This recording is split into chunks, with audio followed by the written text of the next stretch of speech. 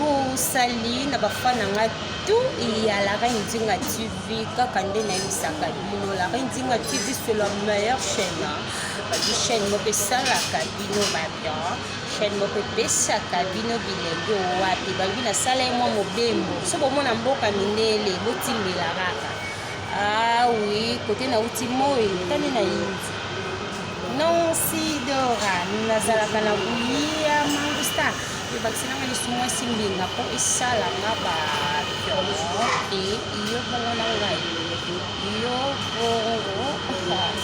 nayebi oluke ngai ya tro na kati ya la Reine Nzinga TV kala te obanda makambo ya sika mpe ya bien émission esalaka bino babien oyo epesaka bino bilengi